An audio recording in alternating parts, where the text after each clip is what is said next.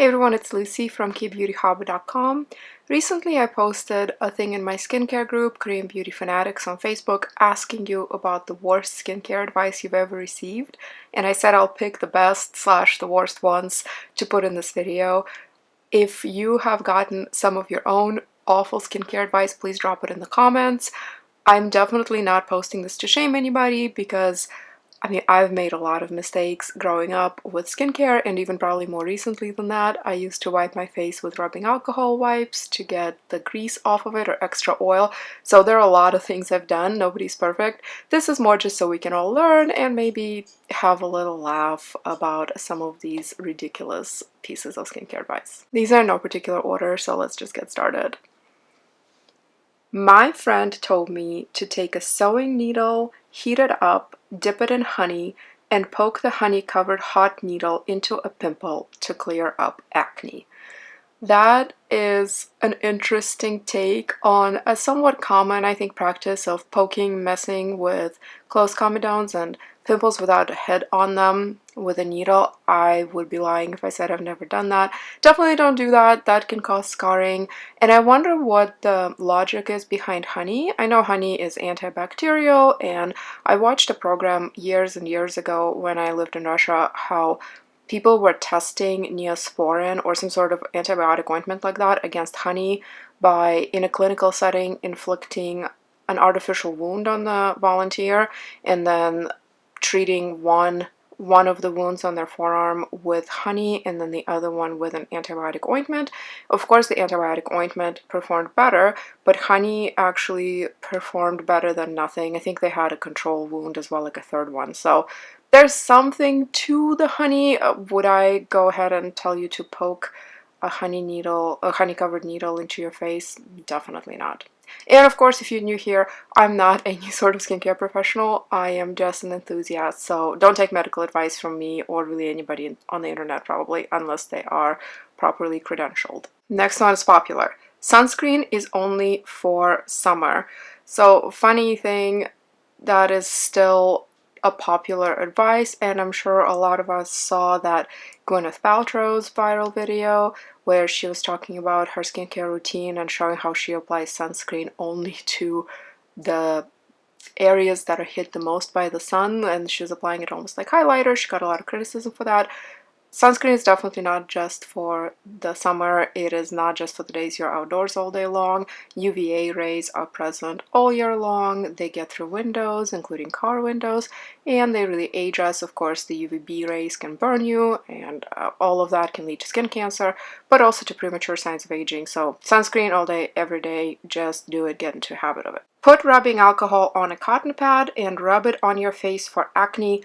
Put toothpaste on pimples to get them to go away. I've done the rubbing alcohol thing myself, like I mentioned, and partially that's because growing up we just didn't have a lot, so that's what people disinfected with. And even to this day, people think that acne is caused by dirt, and that if you have acne, it's because you're not cleansing enough or you're dirty. And that's really not the case, it seems, based on what the professionals are saying. I can kind of see the alcohol thing. It's definitely going to be drying and irritating, but I can at least kind of see where that originated. The toothpaste is a very popular thing I hear from American and British YouTubers. I grew up in Russia. I don't remember or haven't seen the toothpaste thing. There's one theory out there that it's because toothpaste used to contain triclosan, which is actually a banned ingredient in Europe, but I think now it's also not used in the United States anymore. But it had some antibacterial properties. I think it used to also be in hand sanitizer, so maybe that's where it originated. Or maybe it's just because toothpaste is so drying, and maybe it would dry up some of the zits. Definitely don't do that. There are better options now. I think pimple patches are probably my favorite for big, active, angry pimples. And then if you have just a more overall problem all over your face, and maybe soothing products with centella or mugwort or something like that, definitely see a dermatologist. That's going to be your best bet. When my cousin said, let's sunbathe with baby oil when we were in Portugal, we were in early 20s. Yep, burned from my forehead to my toes, pretty sure damaged my skin forever at that point. I've done this, kind of. So I am very fair, as you can see, and I burn very easily. A lot of us wanted tans when we were younger. So I've done the oil. It wasn't officially baby oil, I don't think. It was like some sort of cooking oil, probably like safflower oil or something like that. Again, growing up back in Russia, whatever we had. But this is definitely typical, and the whole get a base tan before vacation, also typical. Tan of any sort is damage if your skin is tanning, not the natural more deeper skin tone, but your skin tone actually changing from being in the sun. If it got to that point, it's damage. So I would definitely advise against that. I'm not going to preach about sunscreen and tanning any more than I already have here, but I'm very passionate on the topic. And I know a few people who've had skin cancer. Of course, just avoid the sun or enjoy the sun with protective gear and definitely good SPF. A lady at the DMV gave me some unsolicited acne advice. Urine. Urine on my face would cure my acne. I mean, that's a new one. Although urinotherapy is totally a thing for some people, like people drink it. Well, I'm not gonna get into it. No thank you. I'm not sure where this whole thing originated. I will say though that if you're a history lover and you look at some of the Renaissance paintings of Italian artists, like Botticelli for example, and you see all these women with blonde hair, like the Venus, for example, and you'll see them portrayed with blonde hair. Back in the day, that's how people used to dye their hair. They would use urine because I think it's the uric acid in it that bleaches hair.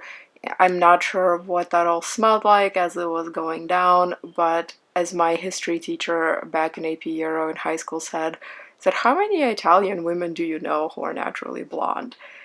Not that many probably, and yet you can definitely see this portrayed in artwork. And yeah, urine. I don't know where they got enough urine. I don't know if it was all their own or that's a fun Google search. If you know, let me know in the comments. Okay, the next one is a little bit not safe for work. It says, I kid you not, put male juices on your face, it'll clear your acne. I haven't heard of this as being an acne cure. I have seen it touted as just being good for the skin, and I'm not sure who is starting those rumors. Probably not women, I'm guessing. So yeah, moving on. We're just making our way through all the bodily fluids, and there's more to come. Now, like I promised, more bodily fluids. I heard this as a preteen. Put your first ever menstrual blood on your face, you'll never have acne in your life. Thankfully, I was done with my first ever period by then, so I have no chance to actually try it, but it grossed me out when I first heard it. I also had a friend who swore that a specific feminine wash cleared up her acne, so she always uses it when she thinks she's about to break out. Can't speak on the feminine wash part. Okay, I mean, at least it's a commercially formulated product. Hopefully it's very gentle since it's made for basically mucous membranes. The whole first blood thing, okay, I have no comment. It seems to be kind of a cultural thing because a few people said that they were given that same advice. And so somebody says, LMAO, do we have the same mom? My mom and everyone in my family swears by that tradition. I never did it. I got really bad acne when I was a teenager, but now I've managed it. Yes, we have nicely made commercially made products for that now. But yeah, I wonder how that, like, where that originated though. Like, who thinks of that? Like, who was the first person to be like, yep, I'm just going to smear this on my face because maybe it will cure my future potential acne. Okay.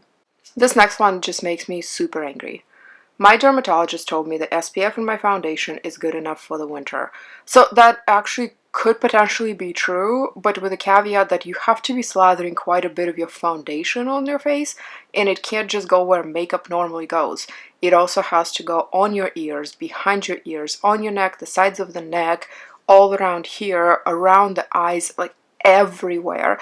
And maybe some people use foundation that way. I think the recommended amount of SPF for the face and the front of the neck is a 1/4 teaspoon, which doesn't sound like a lot, but it actually is quite a bit. I wear nowhere near close to that amount of BB cream, even for YouTube videos where I wear a little more makeup than I would in normal life. So I cannot imagine somebody in their normal life using this much, and the fact that a dermatologist suggested that just makes me angry. Back to the bodily fluids. I was told that apparently Native Americans used to use their first pee in the morning to wash their face with to keep their skin clear, and maybe I should try that. I mean, I wouldn't, but yeah. This is a different person who has gotten a lot of bad advice, and thankfully she knows better. By a different set of people, I was advised to dry my acne out by using neat alcohol or acetone on my skin. Yep, that's basically nail varnish remover. Ugh. And yep, I tried the neat acetone like the sheep I was, and yep, it burned the bejesus out of my skin, but nope, it did not miraculously cure my acne. Go figure. So acetone, yeah, that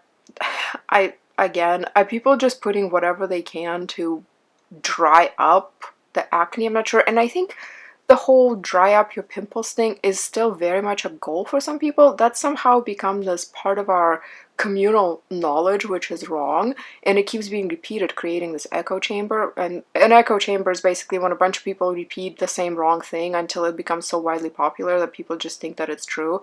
I talked to somebody recently, one of my friends, and she's a mom with a teenager who's breaking out, and she was also saying, what do we use to dry up the pimples? And I don't think, again, I'm not a dermatologist, but I don't think drying up the pimples should really be the goal. There's so many soothing, wonderful ingredients now, like centella that I mentioned, even not so soothing, like benzoyl peroxide in small amounts can be very helpful as well, but drying up the skin can sometimes be a side effect of whatever acne medication you're using, but it shouldn't be the goal to dry it up. The goal should be to heal the pimples, not necessarily by drying them. There were many, many more just wonderful, I'm using sarcasm here obviously, pieces of advice in that thread, and if you're not in my skincare group, please come join. On Facebook, it's called Korean Beauty Fanatics. We are at almost 69,000 now.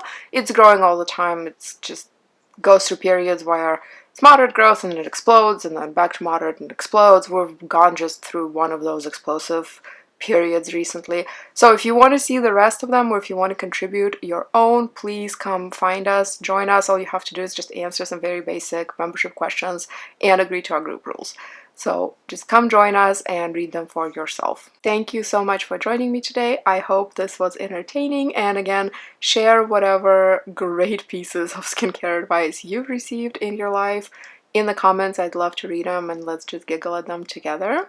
You can find me on Instagram at KBeautyHobbit, my blog KBeautyHobbit.com, and my Facebook group Korean Beauty Fanatics. I hope to see you in my next video. Until then, please remember to always listen to your skin. Thank you so much. Bye.